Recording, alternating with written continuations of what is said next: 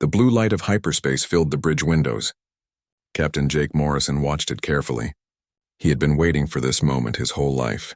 3,000 years had passed since humans last spoke to the rest of the galaxy. 3,000 years of silence. 3,000 years alone. Sophie Grant sat at her station. Her hands moved quickly over the controls. She was young but very good at her job. "Captain, we are getting close. The Vexnar system is just ahead. We should see it in a few minutes." Jake nodded. He felt nervous but did not show it. His crew needed him to be calm. The ship they flew was called the Horizon's Edge. It was a good ship, a strong ship, but it looked nothing like the old ships from 3,000 years ago. Everything had changed. When the Great Collapse happened, all the jump gates stopped working. The jump gates were like doors between stars. When they broke, humanity was trapped. They could not reach other worlds. They could not call for help. They were alone in the dark, but humans did not give up. They worked hard. They studied. They built new engines. Finally, after thousands of years, they learned how to travel between stars again. Now they could go back. Now they could find the Empire again. "Dropping out of hyperspace now," Sophie said. 3, 2, 1. The blue light vanished. Stars appeared. And there, floating in space, was a huge station. It was bigger than anything Jake had ever seen. Ships flew around it like birds around a tree. Hundreds of ships. Maybe thousands. All different shapes and sizes. But something looked strange. All the ships looked smooth. They had long bodies and wings. They looked beautiful. Like art. The Horizon's Edge did not look like that. It looked like a weapon. It had thick armor. Big guns stuck out from the sides. The front was sharp like a knife. It was built for fighting, not for looking pretty. Greg Barnes worked at the communication station. He suddenly looked worried. "Captain, they are calling us." "Many ships are calling us. They sound confused."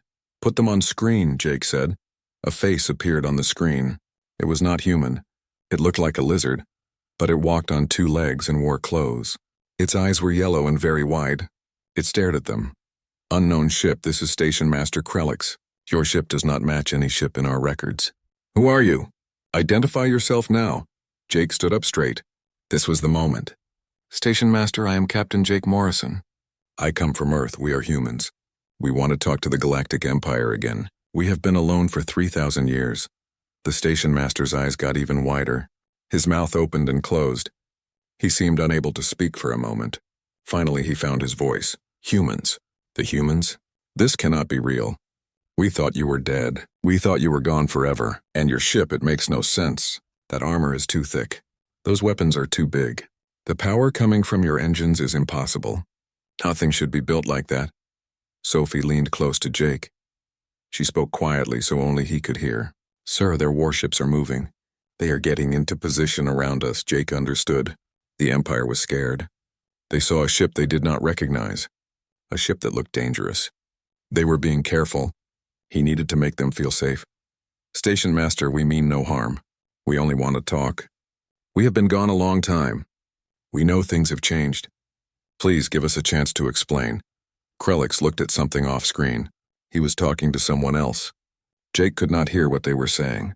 Finally, the station master looked back. "Very well, Captain Morrison. You may dock at Bay 47, but you will be watched. Our security teams will meet you. If you try anything, our ships will fire. Do you understand?" "I understand completely," Jake said. "Thank you for this chance." The screen went dark. Jake sat back down. He felt tired suddenly. Sophie smiled at him. "We did it, Captain. We made contact. We are not alone anymore." "Maybe," Jake said. "But I think the hard part is just starting. They are afraid of us. Did you see how they looked at our ship?" Greg turned around in his chair. "Can you blame them? We show up after 3,000 years in a ship that looks like it could fight their whole fleet. They probably think we are here to start a war." "Then we need to show them we are not," Jake said. "We need to show them what really happened. We need to tell them about the long night." The long night. That was what humans called the 3,000 years of isolation. It had been dark. It had been hard. Many people had died, but humans had survived. They had grown stronger. They had learned to build ships that could take damage and keep fighting. Ships that could protect the people inside. The Horizon's Edge moved slowly toward the station. As they got closer, Jake could see other ships more clearly. They were beautiful, but they looked fragile. Thin armor, small guns. They were built for a peaceful galaxy, a safe galaxy. Humans had not lived in a safe galaxy. They had lived in a dangerous one. A galaxy full of enemies, a galaxy where every day was a fight to survive. Docking Bay 47 ahead, Sophie reported. I can see the security teams. They have a lot of guns pointed at us. That is okay, Jake said. Let them be careful. We will show them they have nothing to fear from us. But first, we need to show them respect. Lower our shields, power down the weapons, show them we trust them. Sir, is that wise? Greg asked. We are surrounded by warships. We are here to make peace, not war, Jake said. Besides, if they wanted to destroy us, they would have done it already. They are curious. They want to know who we are. So let us show them. The ship shuddered slightly as it docked. The magnetic clamps locked on. They were connected to the station now. There was no going back. Jake stood up and straightened his uniform. Sophie, Greg, you are with me. The rest of the crew stays on the ship. Keep everything ready. If something goes wrong, you jump to hyperspace and go home. Tell Earth what happened here. Understood? His crew nodded. They understood. This was dangerous, but it was also necessary. Humanity had been alone too long. It was time to come home. The airlock opened. On the other side stood dozens of alien soldiers. They wore armor and carried weapons, but they did not point them at Jake. That was a good sign. A tall alien stepped forward. It had blue skin and 4 arms. It wore a uniform with many medals. This was someone important. Captain Morrison, I am Admiral Telvek of the Imperial Defense Fleet. Welcome to Vexnar Station. I must admit we are very surprised to see humans again. Very surprised indeed. Your ship has caused quite a stir. We have many questions, Jake smiled. Admiral, we are happy to answer any questions you have. We have been waiting 3,000 years to have this conversation. We have a lot to tell you. Admiral Telvek sat in the conference room and looked at the hologram again. The human ship floated in the air, spinning slowly. He had looked at it many times now, but it still did not make sense. Around the table, experts from different species watched with him. Everyone looked confused. This is wrong, said engineer Mira Kenton. She was a centauri with silver skin that shined under the lights. Look at this energy reading. They are using a fusion reactor we have never seen before. It is old technology, but very powerful. Much more powerful than it should be. That does not worry me most, the Admiral said. He pointed at the ship with one of his 4 arms. Look at the armor. They have 3 different layers. Each layer is different. Each layer protects against different weapons. It is too much. Why would anyone build like this? Commander Liu Chen smiled a little. He was a human who had come over from the ship earlier to talk with them. We build like this because we had to. When you are alone in the dark and enemies are all around you, you do not worry about looking pretty. You worry about staying alive. Mira touched the hologram and made it bigger. These weapons, they are built into the hull. That should break the ship every time you fire them. The force would tear it apart. It did, Liu admitted. For the first 50 years, our ships kept breaking. Many people died. But we learned. We made the whole ship stronger. We made it so the force spreads out through the entire frame. Now when we fire our guns, the whole ship handles the power. Our ships are not just ships. They are weapons. A Tok'ra science officer made a clicking sound. Her insect-like face moved in a way that might have been a smile. Look at their shields. They do not use one big shield like we do. They use many small shields, all overlapping. It is less efficient but much harder to break through. Exactly, Liu said. If you break one shield, there are 10 more behind it. You have to break through all of them. That takes time. Time is what keeps you alive in a fight. Admiral Telvek leaned back in his chair. His face showed he was thinking hard. 3,000 years ago, humans were good but normal. Your ships looked like our ships. Your tactics were like our tactics. What happened? How did you change so much? Liu's smile disappeared. His face became hard. The collapse happened, Admiral. When the jump gates broke, we were cut off. Not just from the Empire. We were cut off from our trade routes, from our supply lines, from our friends. And there were enemies in our space. Enemies that did not want to talk. Enemies that only wanted to kill us. Someone at the table whispered a name. The Kresh. Yes, Liu said quietly. The Kresh and others. For 3,000 years we fought them. No help was coming. No one could save us. Just us, our brains, and our will to survive. We lost whole planets. Billions of people died. Children, parents, grandparents, all gone, but we did not give up. We could not give up. So we learned. We adapted. We became harder. The hologram changed. Now it showed other human ships. Destroyers covered in weapons. Carriers that looked like flying fortresses. Huge dreadnoughts that made the Imperial battleships look small and weak. These are beautiful, Mira said softly. Then she caught herself. I mean, they break every rule we teach about ship design. But there is something elegant about them. Something honest. They are honest, Lou agreed. They do not pretend to be something they are not. They are weapons. Tools of war, built by people who knew that every battle might be their last. Every design choice, every piece of armor, every gun, it all exists for one reason. To survive. To protect the crew. To win. Admiral Telvec made a decision. He could see it in the way he sat up straighter. I want to know everything. I want full reports on all human technology. I want to understand how you build your ships, how you train your crews, how you fight. And more importantly, I want to see if these ships are as good as they look. Liu looked at the Admiral carefully. You want a demonstration? Yes, Telvec said. I have read reports. I have seen pictures. But I need to see it with my own eyes. I need to know if human ships can really do what you say they can do. Admiral, I need to be very clear about something, Liu said slowly. Every human ship is designed with one idea. Survive long enough to hurt the enemy badly. We do not run from fights. We do not surrender. We stand and fight until the enemy gives up or until we destroy them. Our tactics assume we will get hurt. They assume we will take damage. But they also assume we will keep fighting no matter what. Are you sure you want to see that? The room was very quiet. Everyone understood what Liu was saying. Human ships were not built for show. They were built for real war. Brutalva, the kind of war the Empire had not seen in a very long time. Admiral Telvec nodded slowly. Yes, Commander, I am sure. The Empire has been at peace for many years. Maybe too many years. We have forgotten what real war looks like. If humanity survived 3,000 years of it, then we need to learn from you. We need to remember. Very well, Liu said. I will talk to Captain Morrison. We can do a demonstration in 3 days. But Admiral, I want to warn you. What you will see might shock you. It might even scare you. Human warfare is not clean. It is not pretty. It is effective. I understand, the Admiral said. 3 days then. I will arrange for observers from all the major species. This is too important for just the military. Everyone needs to see this. Everyone needs to understand what humanity has become. After the meeting ended, Mira walked with Liu back toward the docking bay. She was curious about many things. Commander, can I ask you something? Of course, Liu said. Your ships are built to survive terrible damage. But what about the crews? How do you protect the people inside? Liu stopped walking. He looked at her with serious eyes. We do not protect them from the danger, Engineer Kenton. We cannot. War is dangerous. People die. What we do is give them the best chance possible.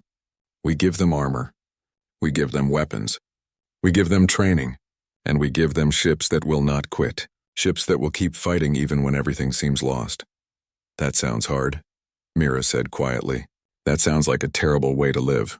It was, Liu agreed. It is, but it kept us alive. And now that we have found you again, now that we are back with the Empire, maybe things can be different. Maybe we can teach you what we learned. And maybe you can teach us how to live in peace again. We have almost forgotten what that feels like.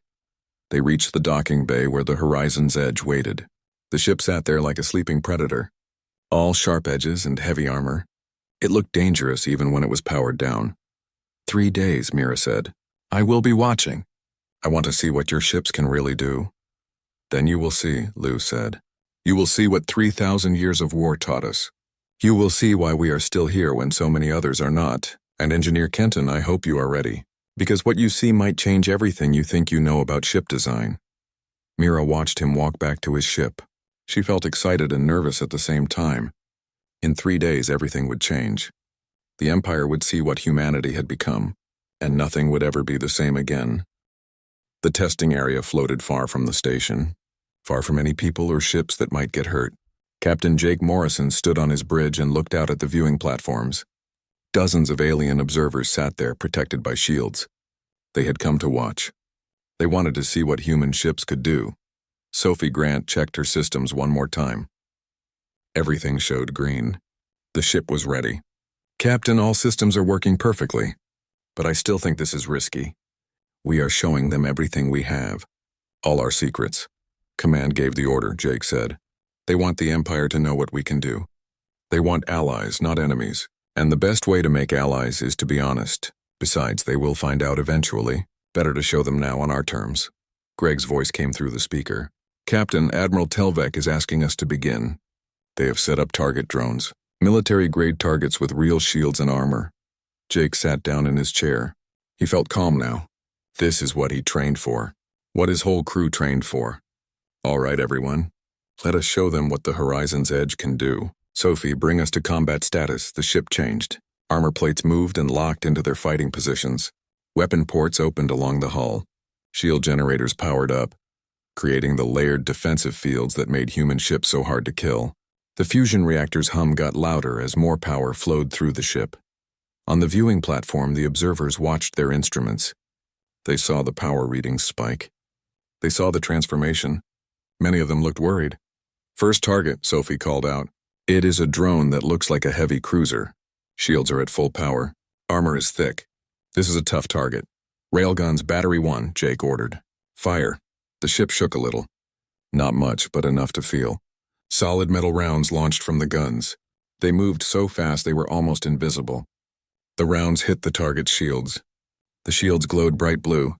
They held for a moment. 2 seconds. Then they failed completely. The rounds kept going and punched through the armor like it was paper. Admiral Telvek stared at his display. Those weapons had no energy signature before firing. Our sensors did not see them coming. How is that possible? Mira Kenton smiled even though she looked shocked. They are kinetic weapons, Admiral. Just metal moving very fast. No lasers, no plasma. Just physics. It is so simple that our advanced sensors missed them. We were looking for energy weapons like we use. We did not think to look for bullets. The demonstration continued. The Horizon's Edge launched missiles, but these missiles did not fly straight. They twisted and turned. They dodged. They confused the target's defenses. When they hit hard. Then came the shield test. 3 drones fired at the human ship at the same time. Heavy weapons. Weapons that could destroy an Imperial cruiser. The Horizon's Edge just sat there and took it. The shields glowed. Some failed, but others behind them held strong. The ship did not even try to dodge. It just stood there and absorbed the damage. Their shields are regenerating, someone said with disbelief, even while being shot. How much power does that take? Liu Chen stood next to the Admiral. A lot of power. But that is why we have such big reactors. Power is survival. More power means more shields. More shields mean more time. More time means you win. Now watch this, Liu said with a small smile. This is what we call aggressive maneuvering. The human ship suddenly moved. It accelerated faster than anything the observers had ever seen. It spun, it twisted, it changed direction in ways that should have torn it apart. And while it moved, it kept firing. Perfect shots. Every shot hit its target. The crew, an observer, gasped. The force should kill them. They should be crushed. Internal dampening fields, Liu explained. We learned that when you are outnumbered, you need to move fast. You need to be hard to hit. So we built systems to protect the crew from the force of movement. It took us 200 years to perfect it. Many test pilots died, but now it works. The final test was the most impressive. A simulated emergency, the kind that would make most crews abandon ship. One of the Horizon's Edge's reactors was shut down. This simulated a critical failure. Normally, this would end the battle. The ship would have to retreat or surrender, but the human ship did not retreat. Instead, it sealed off the damaged section. It dumped the bad coolant into space. Backup systems came online. Repair drones went to work. In less than 3 minutes, the reactor was running again. The ship never stopped fighting. Admiral Telvek sat in complete silence. His forearms hung at his sides. He looked like someone had hit him. Finally, he spoke. Captain Morrison, that was most impressive. Very impressive. Tell me something. Do all human ships have these capabilities? Jake's voice came back through the speaker. He sounded calm, almost casual. Admiral, the Horizon's Edge is a light reconnaissance ship. She is one of our smallest combat vessels. We use her for scouting and exploration, not for real fighting. The viewing platform went completely quiet. Everyone stared at their displays. If this small ship could do all that, what could their larger ships do? What could their actual warships do? Mira Kenton felt her hands shaking. Admiral, we need to see their battle fleet. We need to see their real warships. If this is just a scout ship, then their destroyers, their battleships, they must be incredible. Admiral Telvek nodded slowly. He understood what this meant. Humanity had not just survived their isolation. They had thrived. They had become something the galaxy had never seen before. A species forged in constant war. A species that knew how to fight and win. Commander Liu, the Admiral said, I would like to request a meeting with your superiors. I think the Empire needs to discuss a new relationship with humanity. A partnership. We have much to learn from each other. Liu bowed his head slightly. I will pass along your request, Admiral. I think my government would be very interested in such a partnership. We have been alone for a very long time. It would be good to have friends again. As the viewing platform emptied, people talked in hushed voices. They had come to see a demonstration. They got much more than that. They got a revelation. Humanity was back, and they were stronger than anyone had imagined. Mira stayed behind, watching the human ship return to its docking position. It moved with a grace that seemed impossible for something so heavily armored. She realized something important. Human ship design was not just about surviving. It was about never giving up. About always having one more trick, one more backup system, one more way to keep fighting. She wondered what the Empire would look like in 10 years. In 50 years, if they learned from humanity, if they adopted these ideas, the galaxy might become a very different place, a stronger place, a safer place, or perhaps a more dangerous one. Only time would tell. 6 months had passed since humanity returned to the galactic community. Jake Morrison walked through Vexnar Station and felt amazed at how much had changed. The docking area was much bigger now. Human ships docked next to Imperial vessels. The differences between them were obvious. Human ships still looked like weapons. Imperial ships still looked elegant. But something new was happening. New ships were being built, ships that combined both design ideas. They had the thick armor of human vessels. They had the advanced energy systems of Imperial ships. They were something new, something better than either species could build alone. Captain Morrison, a familiar voice called out. Admiral Telvek walked toward him. His forearms held several data tablets. I hope to speak with you before you leave. Admiral, Jake said with respect. Is this about the joint training exercises? Partly, Telvek admitted. I have been studying the combat manuals your people shared. They are educational, also terrifying. Your tactics accept a level of casualties that makes most Imperial commanders sick. Jake's face became serious. Admiral, those tactics were written in blood. Good people died to learn those lessons. We do not use them because we want to. We use them because we have to. I know, Telvek said quickly, and that is exactly why they are so valuable. The Empire has become soft. We have had peace for so long that we forgot what real war means. Your people remember. You have never been allowed to forget. They walked to an observation deck. Below them, in the largest construction bay, a massive ship was being built. It was bigger than anything around it. The ship combined human and Imperial design in ways that looked impossible. Yet there it was, taking shape before their eyes. The Unity, Telvek said with obvious pride. First of a new class of dreadnought. Human toughness combined with Imperial efficiency. Neither of us could have built this alone. Together we created something amazing. Jake studied the vessel carefully. He saw the heavy armor plates next to sleek energy conduits. Multiple backup systems supported advanced Imperial technology. Redundancy married to innovation. She is beautiful, he said honestly. Not everyone agrees, Telvek admitted. Some in the council are afraid. They see your warships and worry. They think this will start an arms race. They fear it will destabilize the peace we have had for centuries. What do you think? Jake asked. The Admiral was quiet for a moment. His forearms crossed as he thought. I think the galaxy is more dangerous than we want to admit. The Kresh were not the only threat in deep space. There are other things out there. Worse things. Things that even our long history has forgotten. Your people faced them alone and survived. That means you are either very lucky or very good at what you do. Both, Jake said with a small smile, but mostly the second one. Sophie's voice came through his communicator. Captain, the Horizon's Edge is ready. We are cleared to jump back to the Sol system. Jake nodded to the Admiral. My ship is ready. Duty calls. Admiral, it has been an honor working with you. The honor is mine, Captain, Telvec replied. Your people's return has reminded the Empire of something crucial. Survival is not about avoiding conflict. It is about being strong enough to endure it. Safe travels, my friend. As Jake walked back to his ship, he passed work crews from many different species.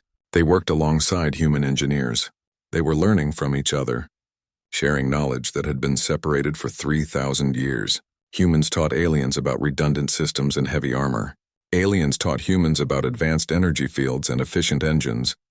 Everyone was learning. Everyone was growing. The Horizon's Edge undocked smoothly. Her armor plates reflected the station lights.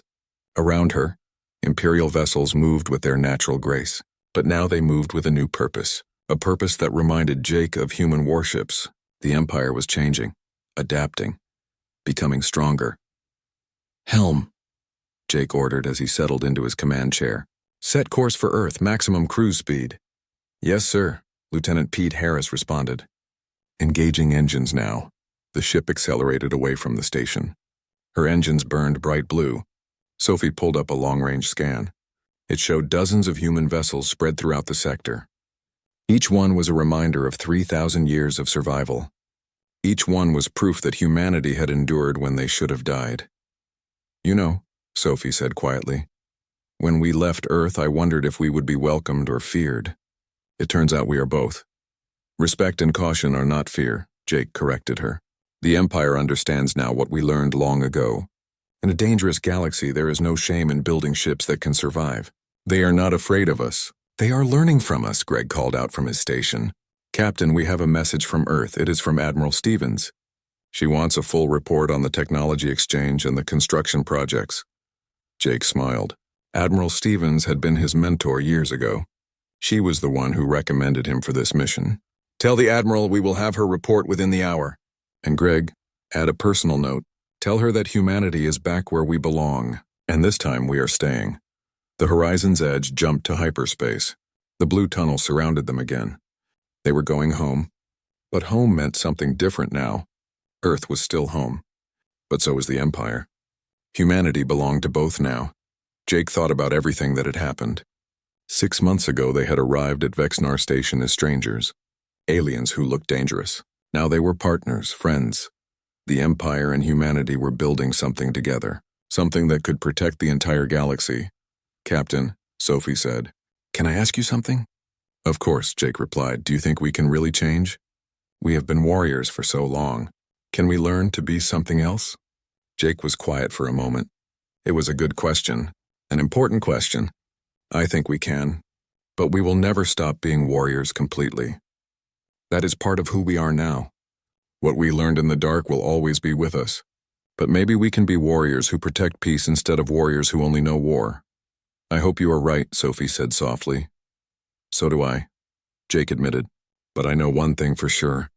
We are not alone anymore. We have allies now, friends, and together we can face whatever comes next.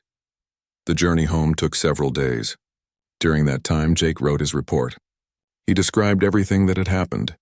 The initial contact. The demonstration. The council meeting. The partnership agreement. He wrote about the new ships being built, about the cultural exchanges starting, about the future that was beginning to take shape. When they finally arrived at Earth, Jake felt a mix of emotions. Pride in what they had accomplished, hope for what was coming, and relief that the long isolation was finally over. Humanity had found its way back to the stars, and this time they were stronger than ever before. The Imperial Council chamber was huge. 70 different species had representatives here. The room had seen many important moments in history. But today felt different. Today felt like the galaxy was about to change forever. Everyone's attention was on the center of the room, where holograms showed detailed plans of human warships. Counselor Prime Vexta spoke.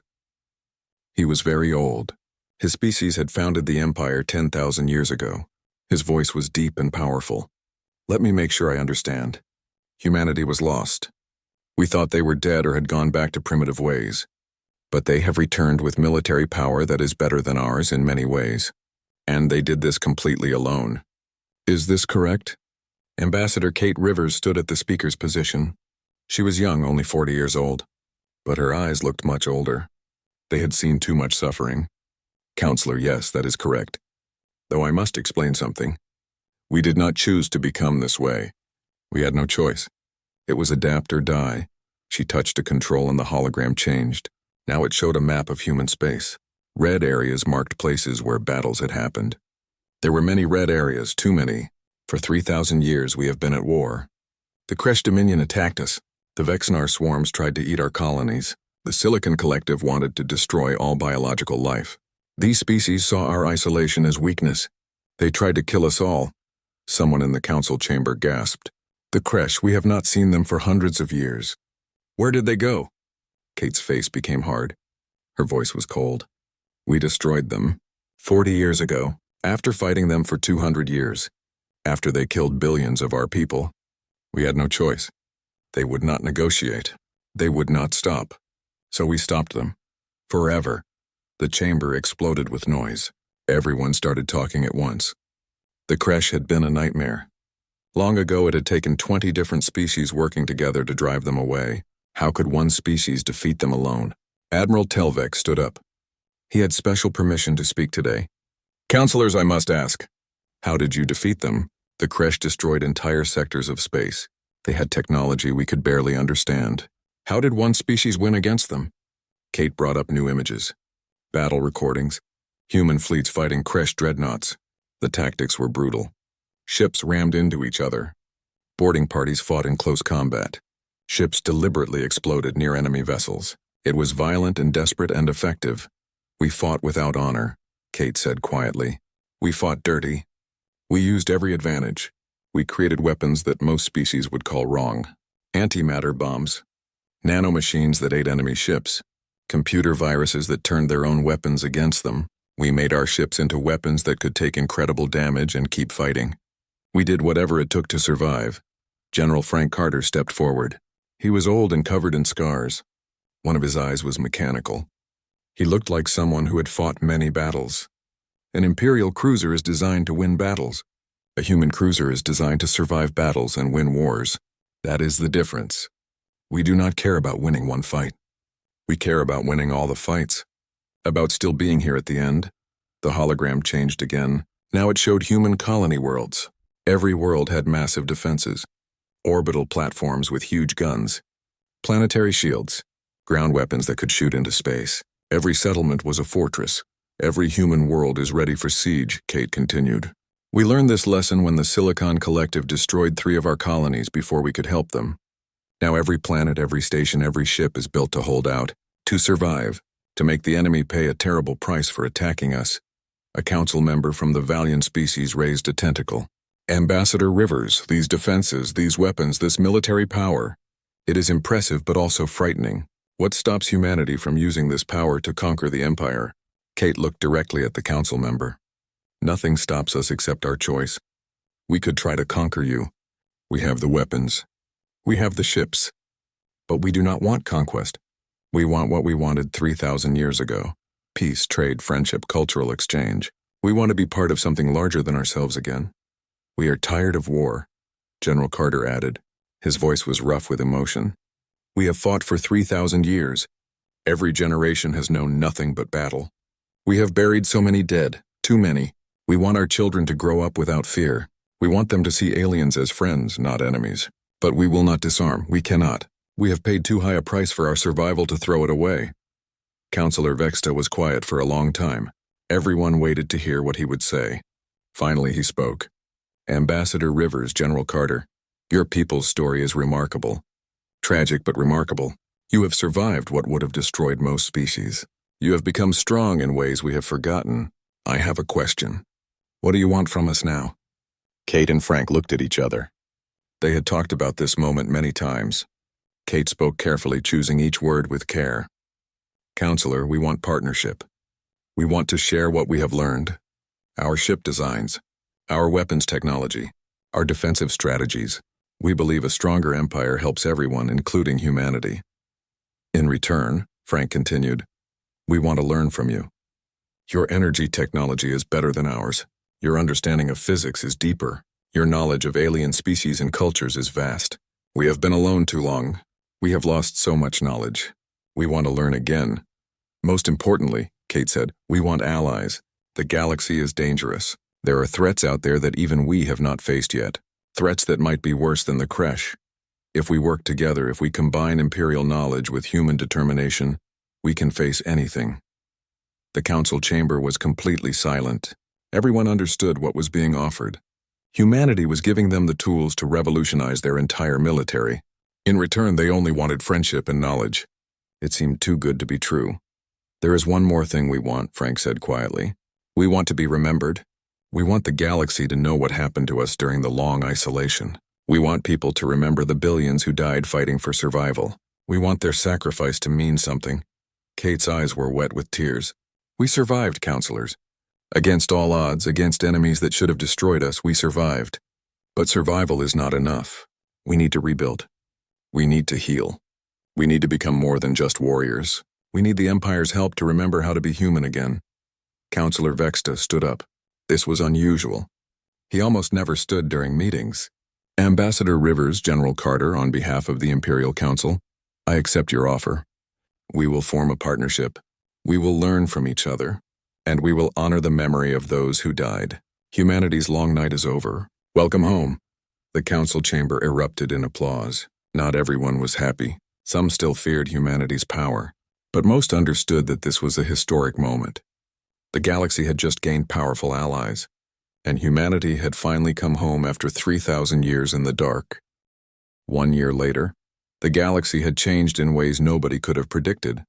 Captain Jake Morrison stood in the observation lounge of Earth's newest orbital station.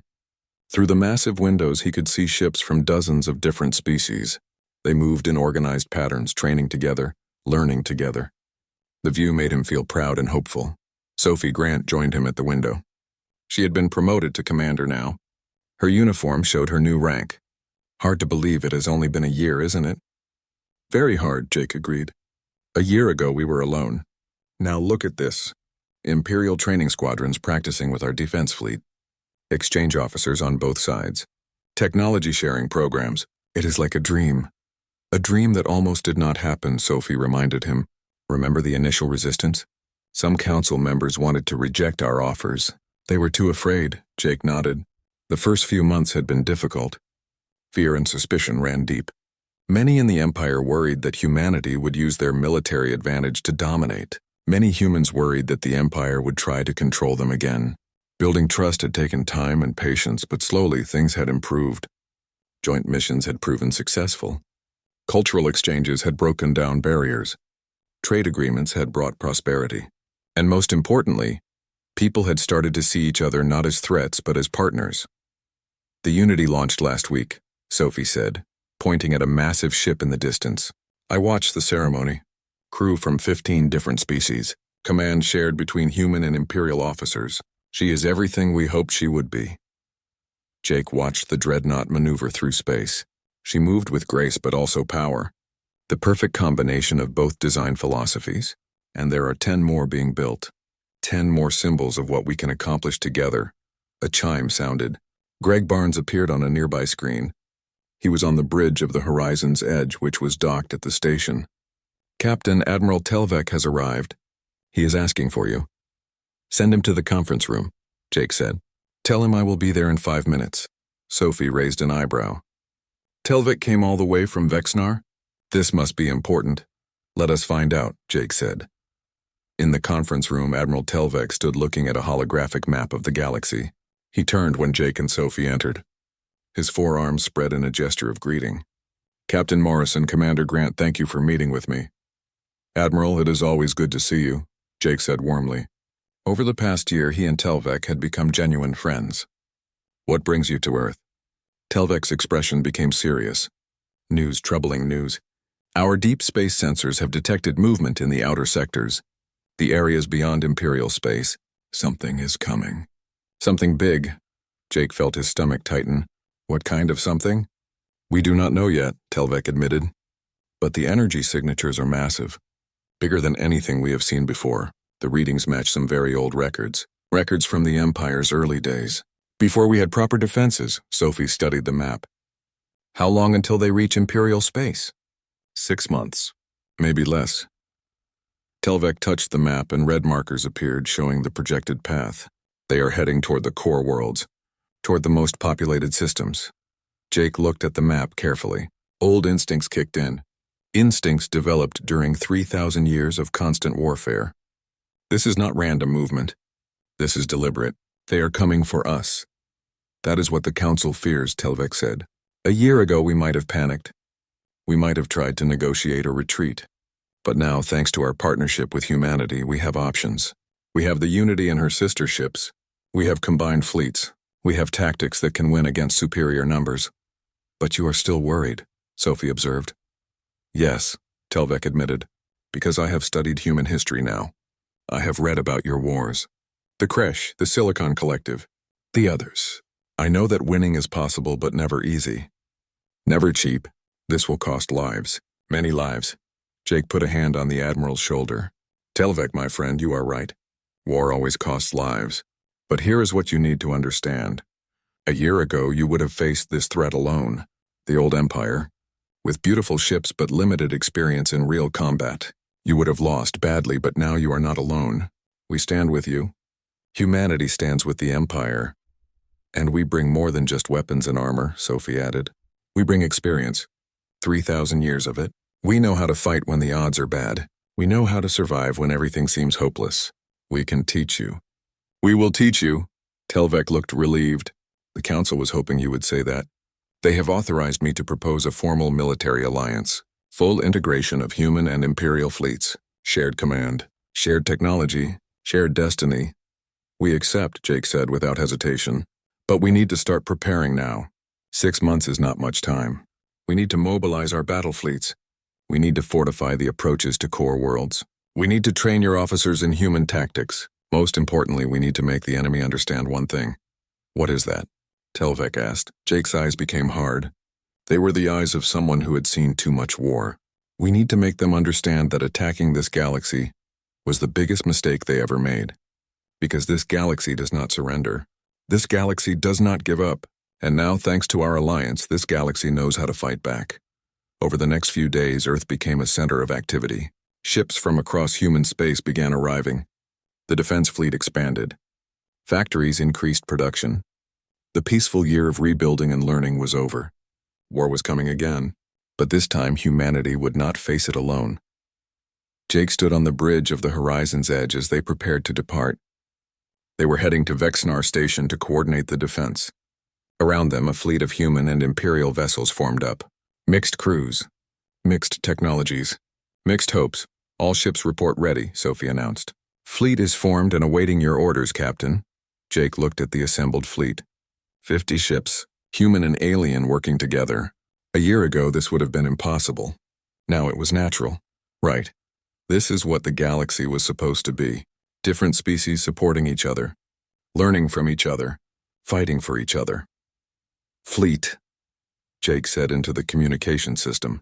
This is Captain Morrison. A year ago, humanity came out of a long darkness. We found friends. We found allies. We found hope. Now that hope is being threatened, something is coming. Something dangerous. But we are ready. Human and imperial, side by side. Together, we are stronger than anything the galaxy has seen before. Whatever comes, we will face it together. And we will win. All ships engage hyperspace engines. Let us go defend our home. One by one, the ships jumped to hyperspace. Blue tunnels formed around each vessel. The combined fleet moved as one, heading toward the coming storm. Humanity had survived 3,000 years of darkness. The Empire had endured 10,000 years of challenges. Together they would face whatever came next, because that is what the galaxy had learned from humanity's return. That survival is not about avoiding danger. It is about facing it with courage, about standing together, about never giving up no matter how dark things become. The age of isolation was over. The age of alliance had begun. And whatever threats lurked in the darkness beyond known space would soon learn what it meant to challenge a united galaxy.